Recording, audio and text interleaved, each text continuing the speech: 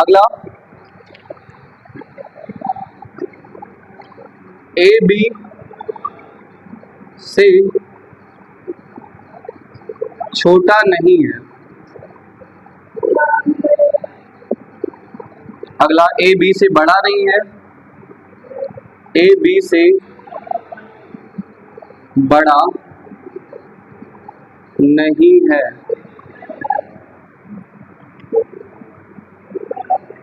A B से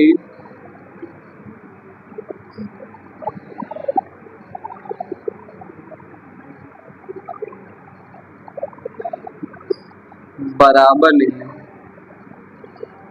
A B के बराबर नहीं है।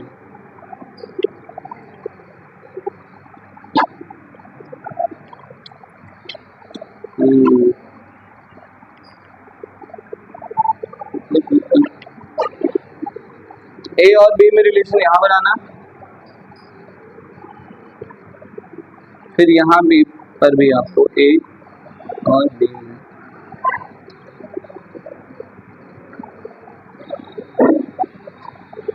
देखो 3 सिंबल का प्रयोग करते हैं, बड़ा, छोटा और बराबर।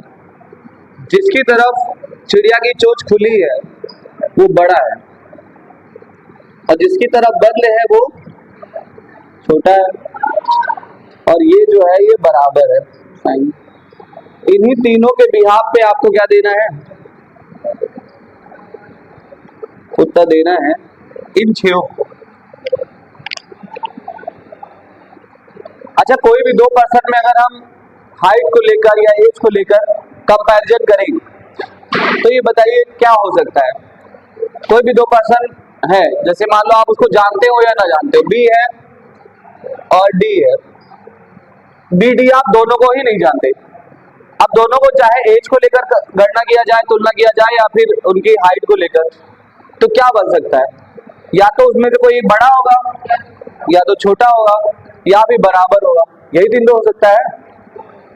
अब यहाँ पर देखिए क्या कह रहा है, कितने लोगों ने इस सिंबल वो कर लिया है, फिल कर लिया है। जैसे ए बी से छोटा भी नहीं बराबर भी नहीं, तो यहाँ क्या रखेंगे भाई, छोटा भी नहीं है बराबर भी नहीं, तो क्या होगा, बड़ा होगा। That means A is greater then. 3 ही चीज हो सकता है, या तो हम आपसे छोटे होंगे, या तो हम आपसे बड़े होंगे, या तो हम आपके बराबर होंगे। क्या इसके अलावा चौथा कुछ बन सकता है? नहीं। अब हमने कहा देखो भैया, हम आपसे छोटे नहीं है और ना ही आपके बराबर है, आपसे छोटे भी नहीं है और आपके बराबर भी नहीं है, तो आपसे क्या है, बड़े हैं। इसी प्रकार दूसरा वाला देखते हैं, ए बी से ना तो बड़ा है, अर्थात बड़ा भी नहीं है और बराबर भी नहीं है, तो बड़ा भी नहीं बराबर भी नहीं, तो क्या होगा, छोटा होगा। अगला कह रहा है ए बी से ना तो छोटा है और ना ही बड़ा, छोटा भी नहीं है और बड़ा भी नहीं, तो क्या होगा, बराबर होगा। ए बी से छोटा नहीं है, अगली लाइन कह रहा है ए बी से छोटा नहीं है। अब जैसे ये बड़ा हो गया, ये छोटा हो गया, बराबर। कह रहा है छोटा तो नहीं है, अर्थात बड़ा भी हो सकता है और बराबर भी हो सकता है, तो बड़ा और बराबर। ए बी से बड़ा नहीं है, अब की बड़ा नहीं है, तो छोटा भी हो सकता है और बराबर भी हो सकता है, तो छोटा और बराबर नहीं तो नॉट इक्वल टू।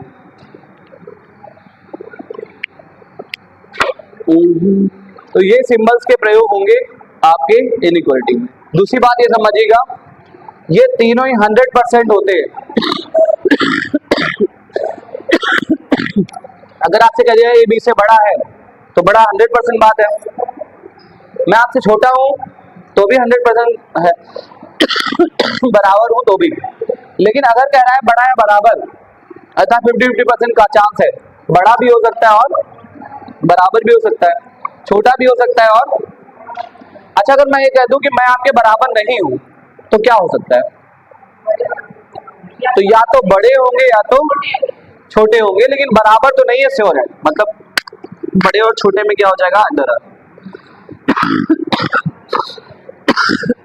ये हो गया भैया। अब आ जाए अगले पॉइंट, लिखिएगा इंपॉर्टेंट रूल, महत्वपूर्ण नियम।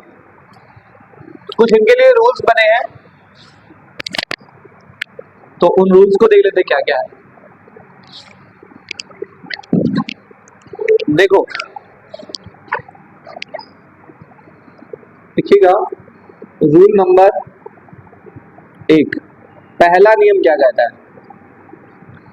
एक मोटे तौर पर बात समझिएगा, अगर किसी भी 2-3 एलिमेंट के बीच चाहे कितना भी गैप हो, जैसे ए है, बी है और सी है, आप चाहे और बढ़ा लो डी, अगर हम ए और सी के बीच में निष्कर्ष निकालना चाहते हैं और उनके बीच सेम सिंबल बना हुआ है, A is greater than B, B is greater than C, A बड़ा है बी से, बी बड़ा है सी से, तो ए और सी के बीच में वही निष्कर्ष निकलेगा जो इनके बीच में साइन है। साइन क्या है? Greater than. अगर दो एलिमेंट के बीच में समान सिंबल बने हैं, समान प्रतीक है, तो उनका जो निष्कर्ष निकलेगा, कंक्लूजन निकलेगा, वो भी समान सिंबल का ही निकले। अर्थात अगर ए बी से बड़ा है, बी सी से बड़ा है, तो ए बी क्या होगा? सी से बड़ा हुआ, ये निष्कर्ष निकलेगा। पहला नियम। नियम नंबर 2 की अगर हम बात करें तो जस्ट इसका अपोजिट हो जाता है। ए बी और सी, ए और सी के बीच में रिलेशन फाइंड आउट करना है और ये बार छोटा है, ए सी से बी से छोटा है और बी सी से छोटा है, तो बताइए ए और सी के बीच में क्या रिलेशन बनेगा? छोटा ही होगा। ठीक है ना भैया, आगे बढ़ते हैं। रूल नंबर 3 कहता है A is greater or equal to B, B is greater or equal to C, तो ए और सी के बीच में क्या रिलेशन बनेगा? बताइए। ए बड़ा या बराबर है बी से, बी बड़ा या बराबर सी से, तो ए सी से क्या होगा? बड़ा या बराबर होगा कि बड़ा होगा या बराबर होगा? तो बड़ा या, इन तीनों ही नियम से हमें यह बात पता चलता है कि अगर भी किसी भी एलिमेंट के बीच में समान सिंबल है तो उनका कंक्लूजन हमेशा वही समान सिंबल ही निकलेगा। समझ ना? लेकिन अगर ये दोनों बातें अलग अलग करके दे दे तो आइदर आर कंडीशन बन जाती। क्या बन जाती है? अगर आपका ये दे दे कि ए बड़ा है सी से और अगला निष्कर्ष दे दे ए बराबर है सी से, अब बताइए क्या ये निष्कर्ष इससे निकल सकता है? अगर a बड़ा है बराबर b से, b बड़ा है बराबर c से, और आपके निष्कर्ष में a बड़ा है c से और a बराबर c से दे, तो बताइए कौन सा आपको सही करेंगे? हाँ भैया, पहले वाले को सही मानेंगे दूसरे वाले को, या दोनों सही है दोनों गलत? हाँ भैया, इससे कोई मतलब नहीं, इसको ना देखो। अगर आपका स्टेटमेंट ये है और निष्कर्ष में ये दोनों आ रहा कंक्लूजन, तो इन दोनों में दोनों को सही मानोगे, दोनों को गलत मानोगे, या एक सही एक गलत मानोगे? दोनों सही। अब दो बातें क्या सही हो सकती है आप बताओ? कहते हम तुमसे बड़े हैं, हम तुम्हारे बराबर है, क्या दोनों बातें सही हो सकती हैं? भाई हम आपसे बड़े हैं या हम आपके बराबर है, क्या दोनों बातें पॉसिबल हैं? या तो बड़े होंगे या तो आइदर आर होगा, या तो मतलब क्या होता है? तो ऐसे केस में हमें क्या लग जाता है? Either or. तो आइदर आर की फर्स्ट कंडीशन यही है, ध्यान दीजिएगा, कि अगर किसी एलिमेंट के बीच में दो की पॉसिबिलिटी बन रही है और दोनों अलग अलग दे दिए गए हो, तो उनके बीच क्या लग जाता है? Either or. अब इक्वल टू ग्रेटर देन और इक्वल टू दोनों अलग अलग दे दिए गए, इसलिए दोनों में से कोई एक बात सही होगी। अगर पहली बात सही तो दूसरी गलत, और दूसरी सही हो गई तो पहली वाली गलत। ठीक है ना भैया? आगे बढ़ते हैं हम लोग। नियम नंबर 5, 4 हो गया था, 3 ही हुआ था ना, इसको 4 ही मानिए। चौथा नियम, आइदर आर और भी एक जहां लगता है, समझिएगा। अगर किसी भी एलिमेंट के बीच में अपोजिट साइन हो, देखिए यहां पर ग्रेटर देन है और यहां पर लेस देन है, अलग अलग मुंह है ना, और जब ऐसा केस हो तो इनके बीच में हम कोई रिलेशन डायरेक्ट फाइंड आउट नहीं कर सकते, इनके बीच में आ जाएगा नो रिलेशन। क्या होगा? कब? जब अलग अलग सिंबल हो, ये ग्रेटर देन है और ये क्या है? लेस देन है। तो देखिए जब दो एलिमेंट के बीच में अपोजिट साइन आ जाए तो उनके बीच हम कोई रिलेशन फाइंड आउट तो उनके बीच आइदर आर लग सकता है। क्या लग सकता है? आइदर आर की दूसरी कंडीशन ये बनती है कि अगर यही दिया जाए दोनों एलिमेंट ए और सी और उनके बीच तीनों सिंबल का प्रयोग हुआ हो, तो उनके बीच क्या लग जाता है? समझिएगा, ए बड़ा है बी से, बी छोटा है सी से, तो हम डायरेक्ट ए और सी के बीच में कोई डेफिनेट रिलेशन नहीं बना सकते, है कि नहीं? तो बनेगा कैसे? अगर हम ए और सी के बीच में तीनों सिंबल की बात कर ले अलग अलग निष्कर्ष में, जैसे ए बड़ा या बराबर है सी से, ए छोटा है सी से, तीनों सिंबल आ गए कि नहीं? और जब तीनों सिंबल आ जाए तो उनके बीच आइदर लग जाएगा। लेकिन अगर मान लो तीनों सिंबल ना होते, मान लो ये होता, तो क्या इनके बीच आइदर लगता? देखो ए छोटा या बराबर है, छोटा है, तो छोटा छोटा दो बार हो गया, बड़ा तो कहीं है नहीं। तो ये बात ध्यान रखिए, जब तीनों सिंबल होंगे तभी आइदर लगेगा, तो ये बात ध्यान रखिएगा। यहां पे लिख लो तीनों सिंबल होना अनिवार्य, तीनों प्रतीकों का होना अनिवार्य है।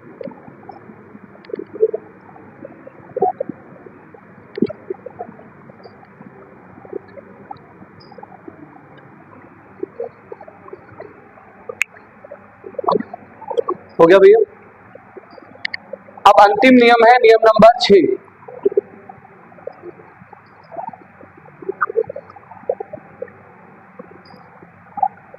पता नहीं ऊपर तक आएगा अभी नहीं, चलो यहां लिख दे रहा हूं।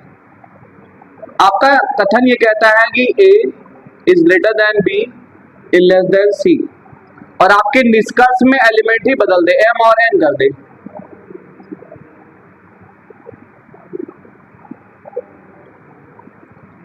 समझिएगा, अगर आपके स्टेटमेंट में अलग एलिमेंट आए हैं और आपके कंक्लूजन में अलग एलिमेंट दे रहा है, जैसे यहाँ एबीसी की बात हो रही है, यहाँ एमएन की बात हो रही है, तो ऐसे केस में अगर तीनों सिंबल हो तो उनके बीच आइदर लग जाता है। क्या लग जाता है भैया?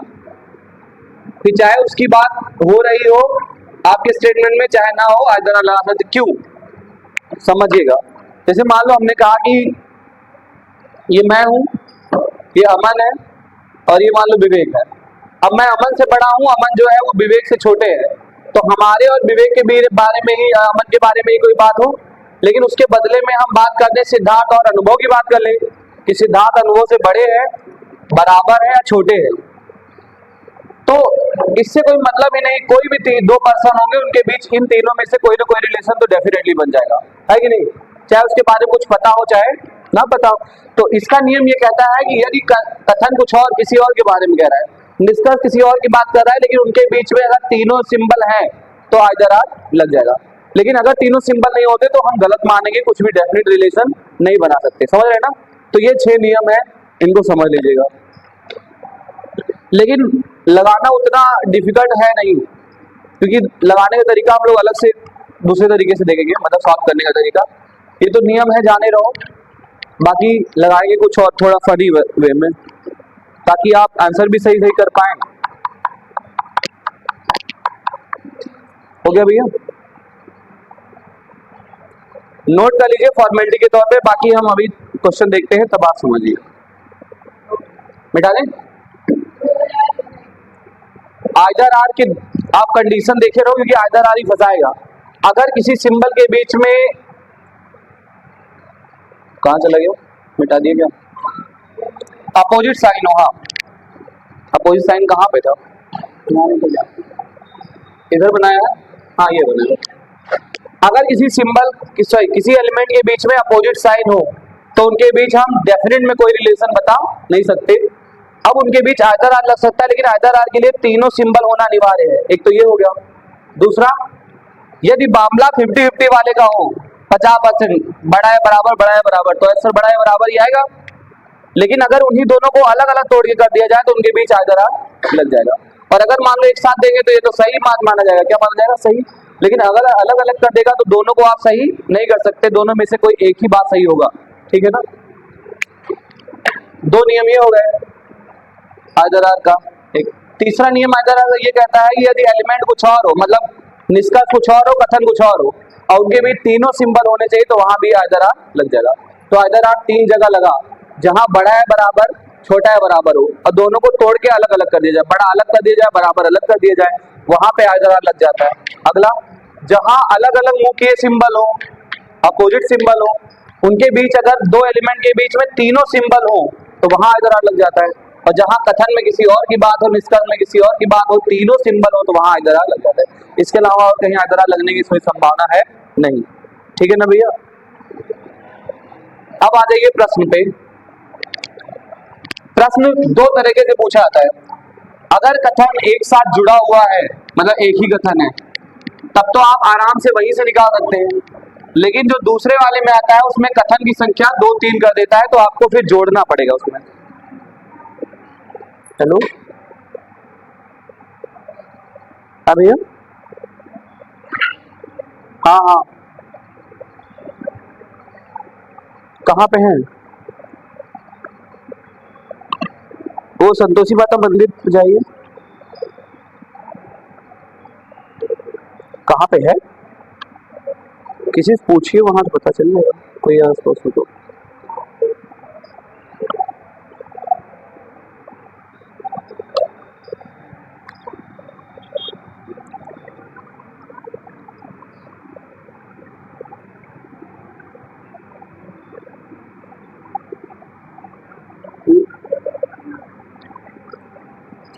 हाँ हाँ ठीक ठीक। हाँ मैं भेज रहा हूँ।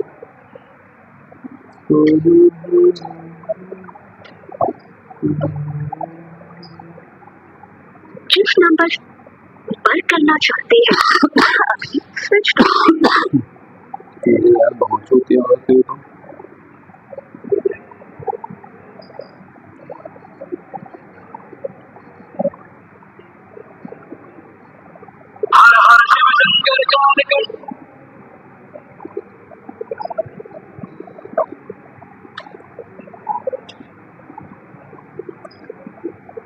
हेलो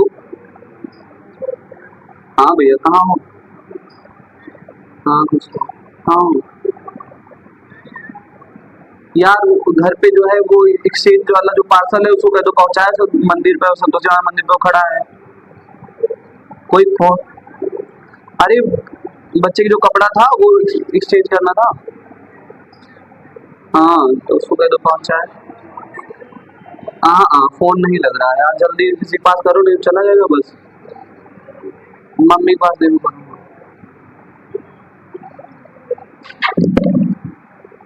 अब कह रहा है A is greater than B, B is greater or equal to C और C is greater or equal to D।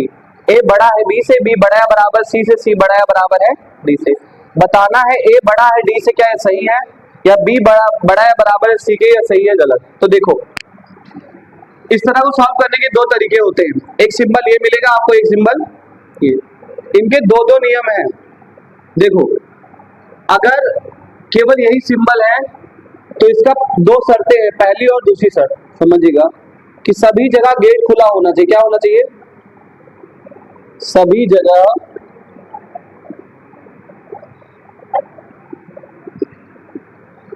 Gate खुला हो अगर ये सिंबल कहीं मिलता है। और दूसरी बात है कि कम से कम एक जगह, कम से कम एक जगह इक्वल टू को हम बच्चा मान चलते, मान लो छोटा बच्चा है ये, तो एक जगह इक्वल टू या बच्चा साथ ना हो। अगर आप ये दोनों शर्तें पूरी करते हो तो वो सही माना जाएगा, अदरवाइज क्या हो जाएगा? गलत हो जाएगा। समझ रहे हैं भैया?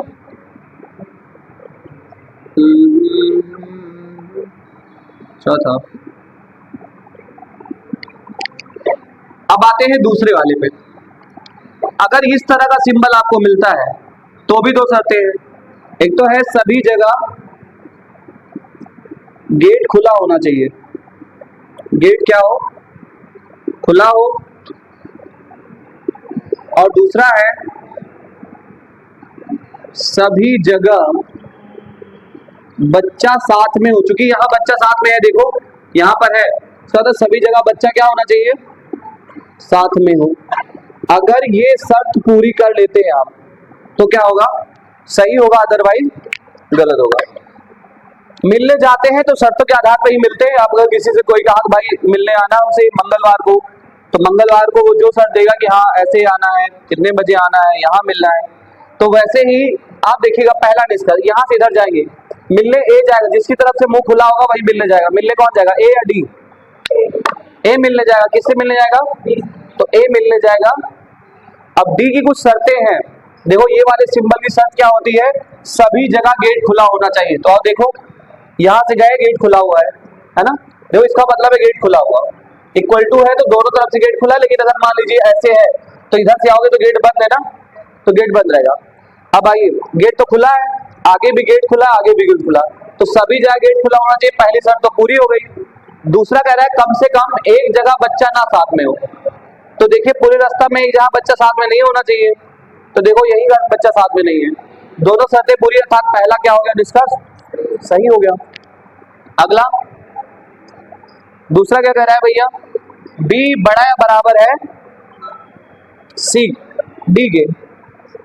बी सी कैसे हो गए? डी करो।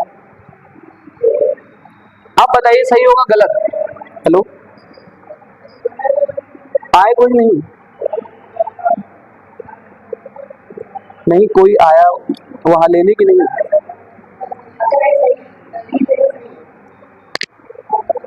हाँ हाँ तो दे दीजिए, लेकिन उनसे कह दीजिए बुला देना, तो पार्सल तो नहीं मिला होगा आपको? है? अरे वो सनी सनी घर के ही हैं।